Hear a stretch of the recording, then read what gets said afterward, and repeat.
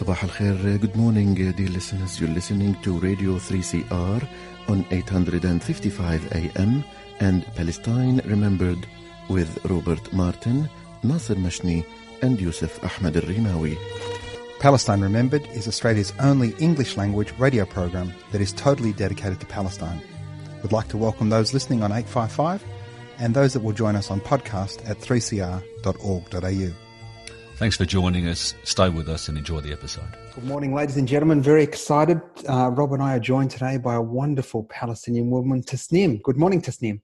Good morning, Nasser. Good morning to you and good morning to our listeners. So, Tasneem, you're an Australian Palestinian woman. Take us through your Palestine journey. How did you end up in Australia? Your mother, father? Are they 48ers, 67ers? How did we get here? Well, how I came to Australia, before Australia, we migrated from Jordan to New Zealand. So my parents are, from my dad's side in 1948, when the Nakba happened, we're from Jaffa, so that was in 1948. So they fled to Gaza as refugees. So that's my grandparents. From both sides, Tasneem? No, from my dad's side. From your dad's side, yep. Yeah, so then my grandparents started their family in Gaza. So my grandma had some of her children there. And then in 1967, which is not that far away from, 1948, that's when they had to leave to Jordan. So that was their second exile. So so in Gaza, they were in refugee camp, and then they went to Jordan in a different refugee camp in Amman. It's quite a well-known one. It's called Mukhayyam al-Hussein. Yeah, like my grandparents were living there like for most of my childhood. So only in the past 5 years, my grandma and grandpa, who's passed away now, Allah yarhamah, rented out of the Mukhayyam, out of the camp. Whereas since 1967 until basically, I don't know how long ago, maybe 5 years ago or something, they were in that camp, and that's where my dad went to school, in one of the UNRWA schools, the United Nations ones. All their medical clinics were run by the UN as well. And the way that camp is divided, even the way that it got built, it went from, those type of, I don't know if it's tin, but it's that kind of metal. Corrugated iron, yeah. Yeah, that iron. And then the Jordanian government kind of gave up on the idea of return in some way, and then gave them permission to build.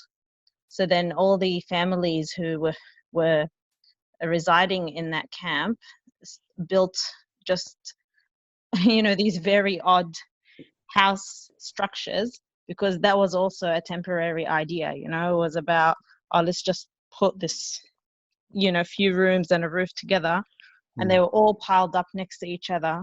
So when you go and visit that camp, the roads are numbered by number.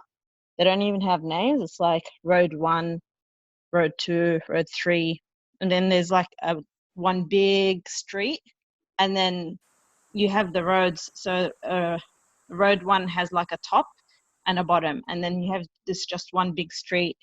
Yeah, the way it's built really tells that story of the Palestinian struggle and its history, not only of being dispossessed, but also the political kind of conversations and demands that were happening at the time. Because it was it was always considered like a temporary situation. But they truly thought that they'd be able to move again, didn't they? And so they thought, we'll wait here until that permission comes. Yeah. And it's never come. Yeah, it never. It never came. It's shocking. But my mum's family, so because they're from Ya'bad, Jenin, which was in the West Bank, so they were considered under the Jordanian Jordanian governance. Mm-hmm. So then when 1967 happened, they had to flee, so they were exiled as well. to Jordan, and they settled in Zarqa or Zar'a, which is outside of Amman, also in a refugee camp. But they had a higher status within Jordanian society because of that status. Mm-hmm. The most disadvantaged of the Palestinians in Jordan were the ones who came from Gaza, who were considered to be on just like what I think they call it a wathiqa. So they didn't have it's just like a temporary Jordanian 2-year temporary residency. Yeah, so even though my dad was there from basically my dad's born 1963, so from 1967 till we left Jordan in the 90s, he was basically there on a 2-year temporary visa, and everyone in his family had to keep renewing it.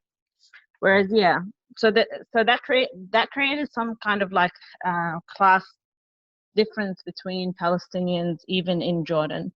But yeah, in terms of coming to New Zealand, these are the factors why. So after my parents got married, as Palestinians, a big part of the way that, a big part of our discourse and what we invested in at that period of time is education as a way to, overcome the conditions that you're in and the circumstances, but also to take your cause and to fight for it with some power that you gain through education. So both my parents, even though they were in those, That's beautiful.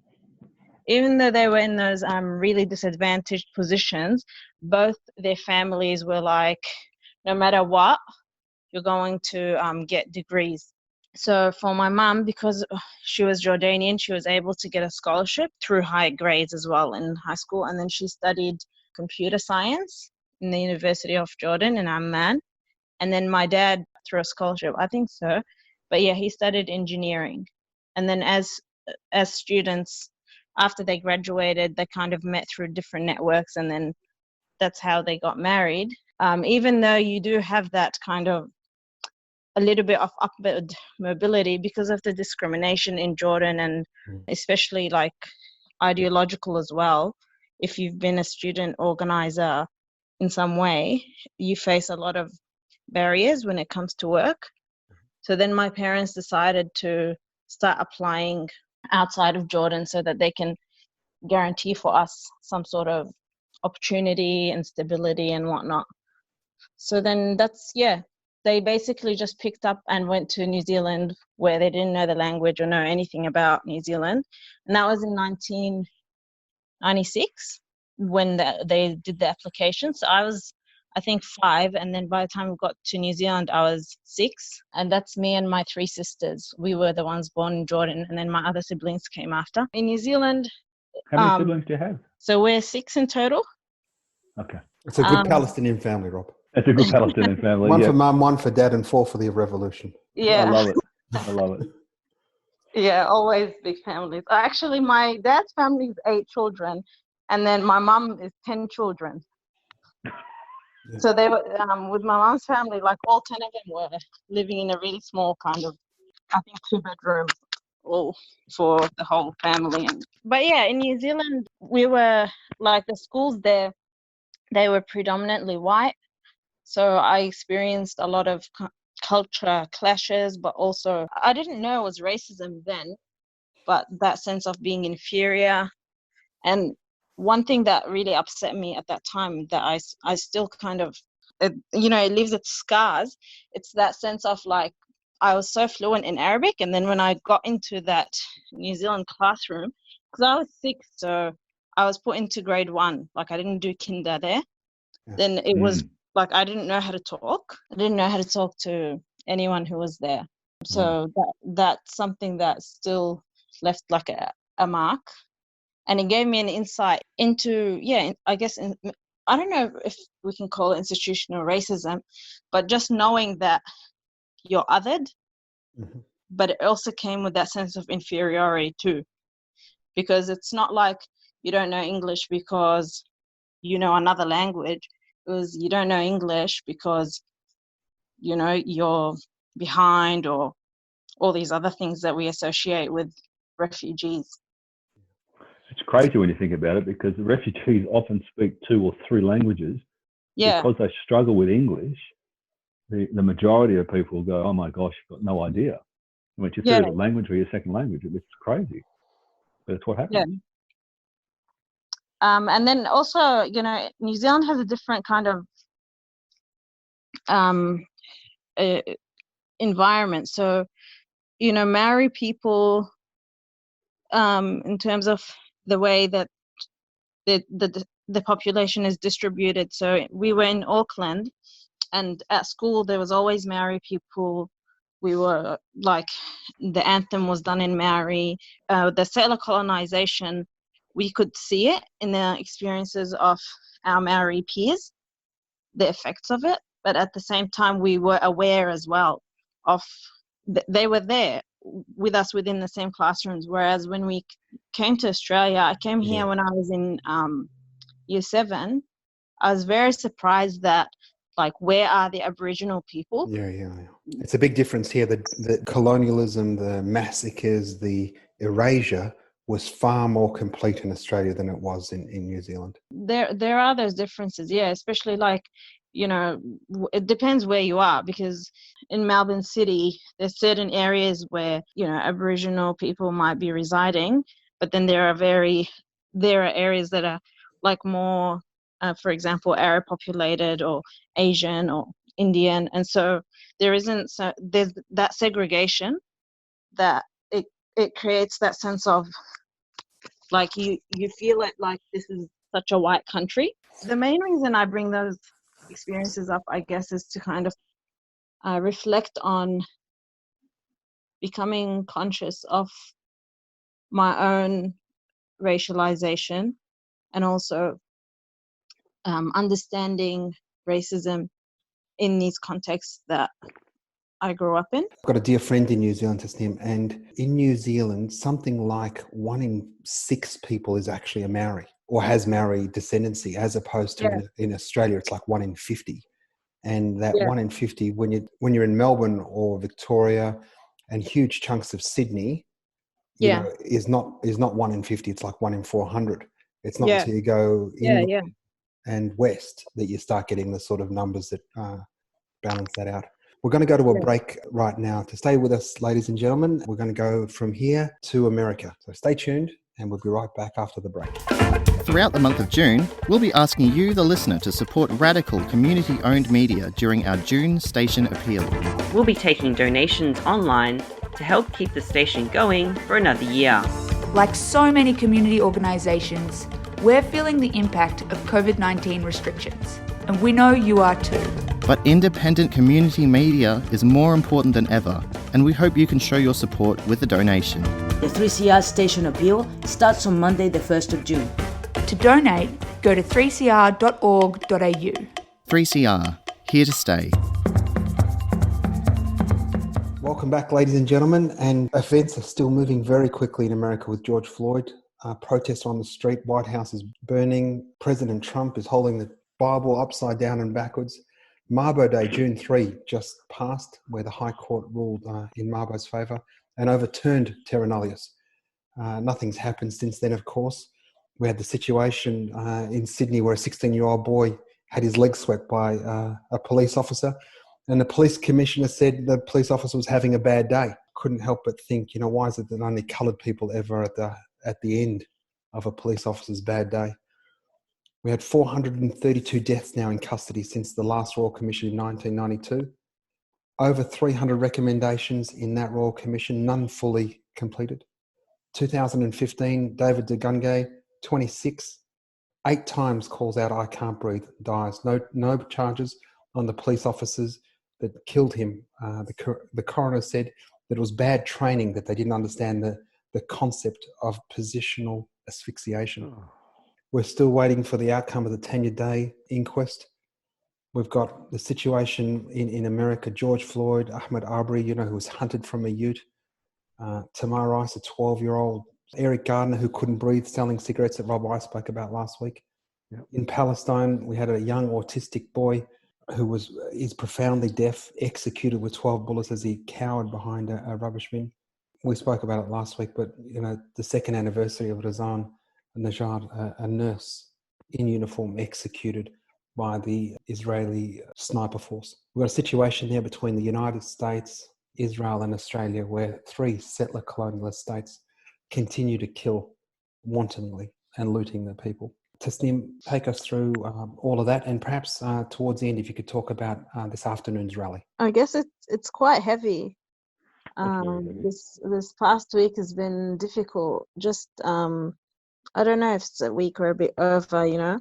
Seeing the video of the murder of George Floyd, and I think when it circulated, those of us who watched it didn't realize, because of how many of these videos get circulated, and there's a response, and then we just didn't realize the magnitude of what would happen next. But I think it struck a nerve in a way that we're seeing now. We're living through a historical moment, and there's a lot that can be said about how come we're here at this point. But I think for me, because I did watch that video, when you're watching it, that the person has been murdered, and this is why you're watching that video. But still, as you're watching, you're hoping that something will happen where the officer will get off, or I don't know, because there were, I think particularly this one, because it wasn't like a police shooting that was immediate and then it moved on. It was very long, about 9 minutes, and on the street. Yeah. And people were there.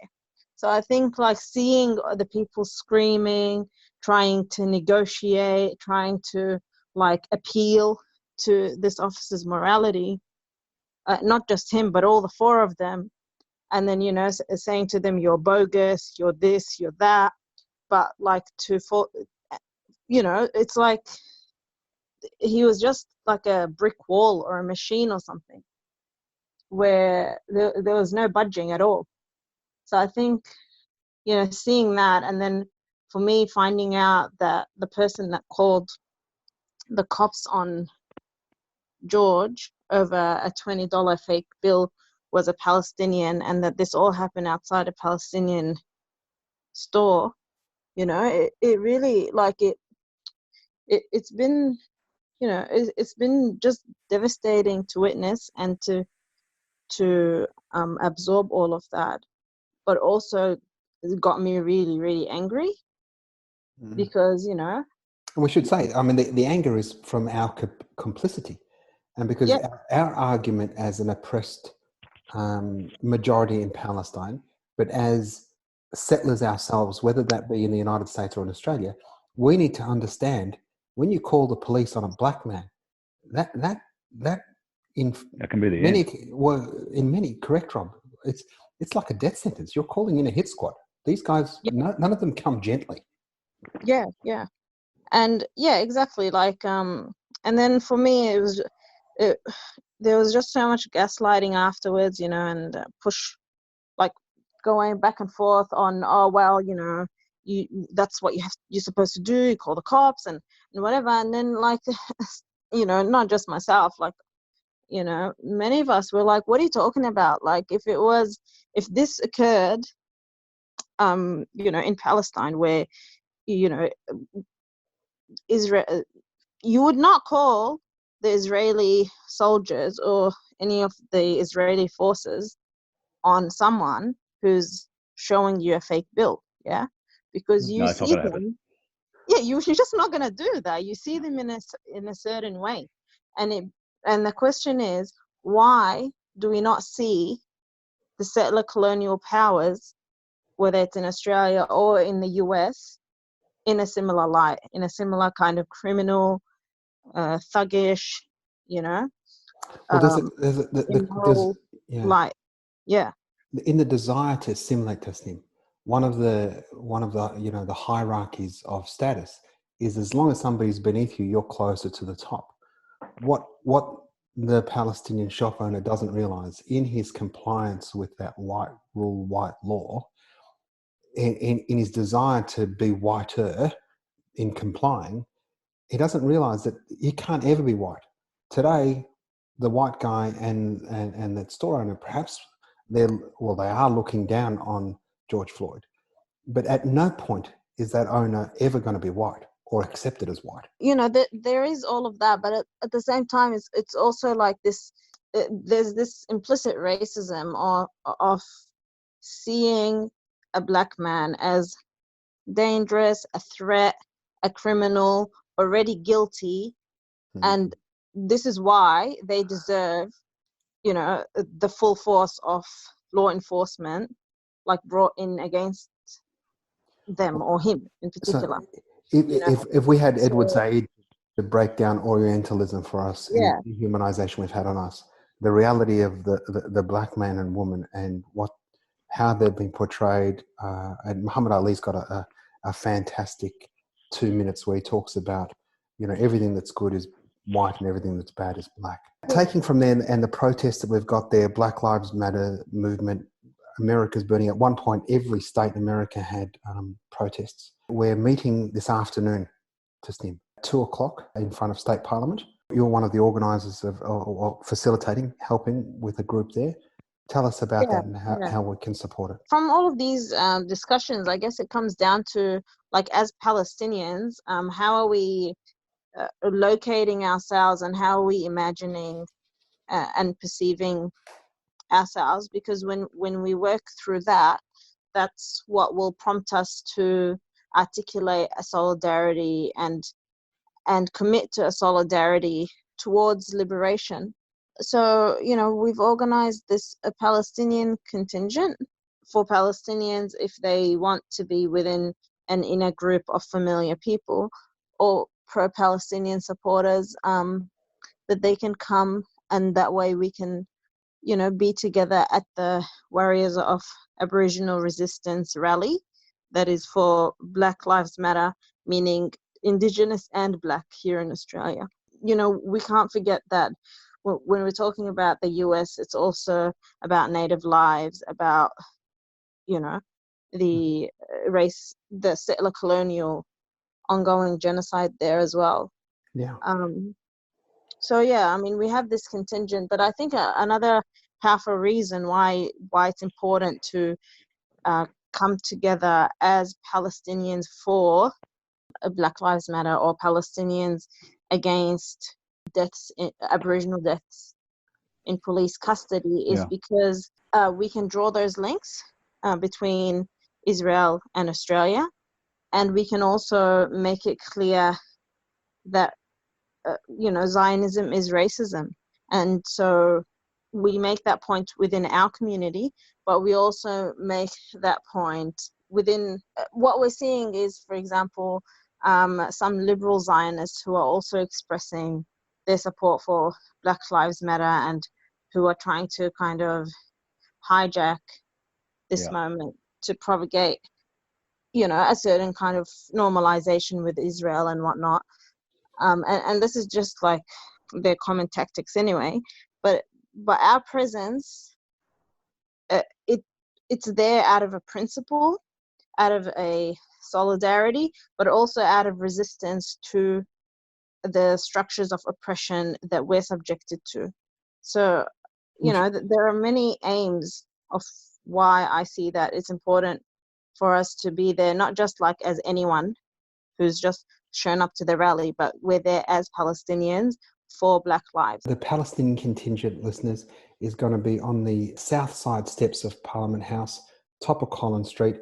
There'll be a Palestinian flag there. I'll be there. Rob's going to join me, and Tasneem also, but also a whole bunch of other crew. So if you're free, 2:00 today, so you've got enough time to have some lunch and put on some warm clothes and join us. One thing you'll notice today is the police officers and just how stormtrooperish they look like. And Rob, Before we came on air, you were speaking about the training programs. Oh, yeah, one of the important bits that most people don't know is that police around the world, especially America, are trained by the Israeli police. And the Israeli police practice, and it's a horrible way to say it, but they practice on Palestinians.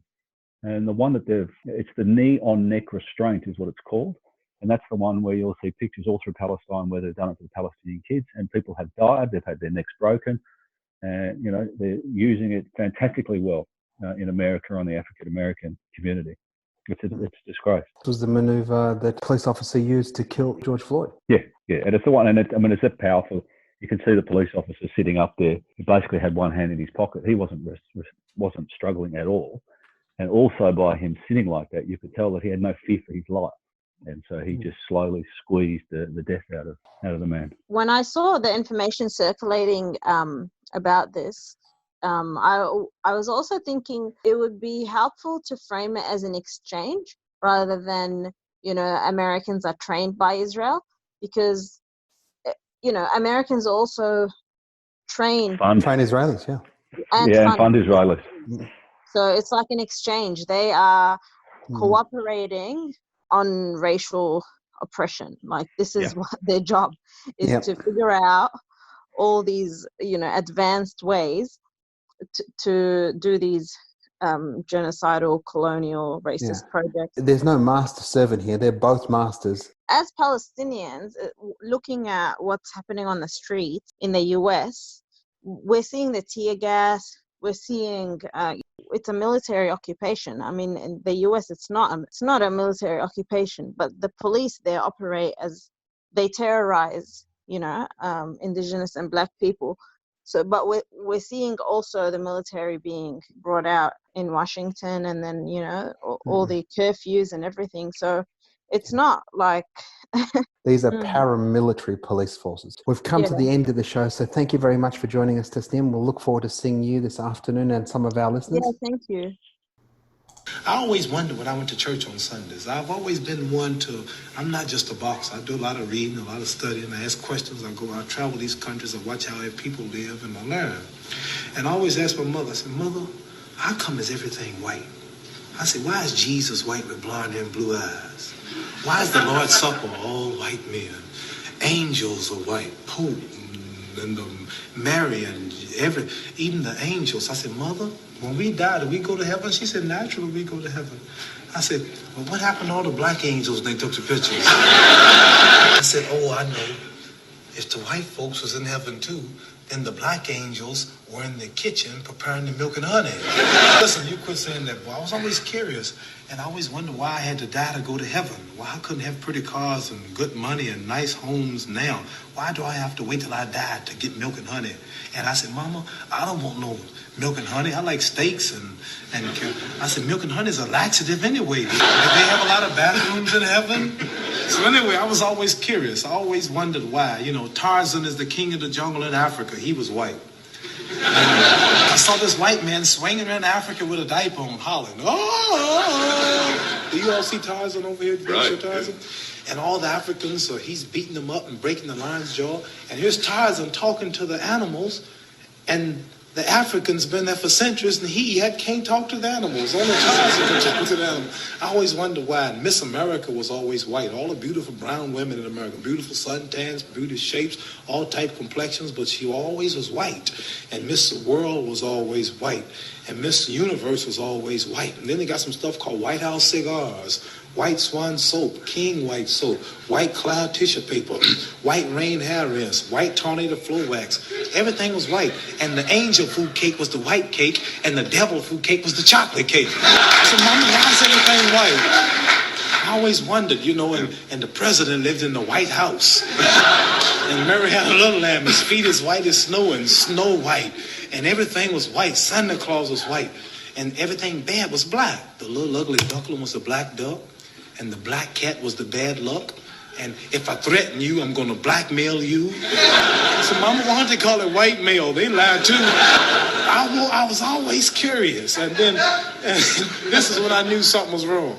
The inimitable Muhammad Ali. And don't forget, 2 p.m. State Parliament, join us. And as always, Free Palestine.